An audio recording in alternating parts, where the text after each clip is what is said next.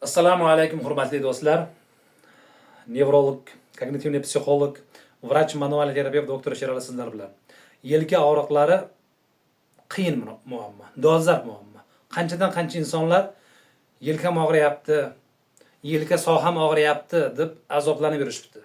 Doktorlarga borishadi, fizlichini olishadi, foyda ba'zilarga yaxshi, ba'zilarida yomon.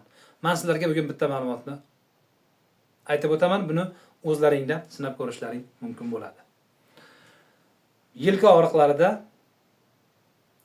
juda ko'p holatlarda mana bu yerdagi grudnoy mышца spazm bo'ladi.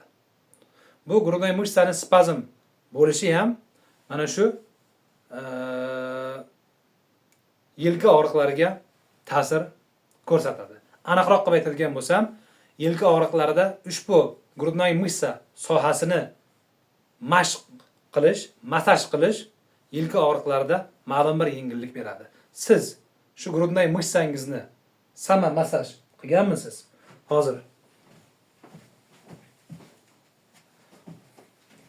oddiy bir mana shunday to'p bilan mana shu sohani massaj qilishingiz mumkin.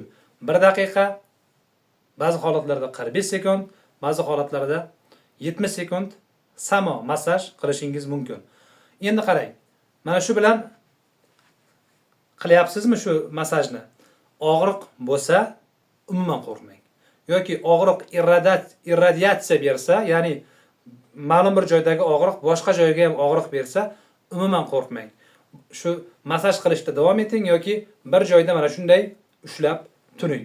Ma'lum bir soniyadan keyin, ma'lum bir sekundlardan keyin og'riq kamayadi.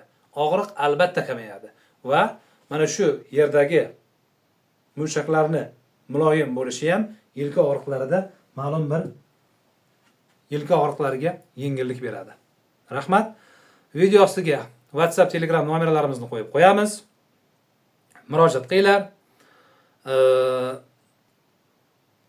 Telegramda kanalimiz bor.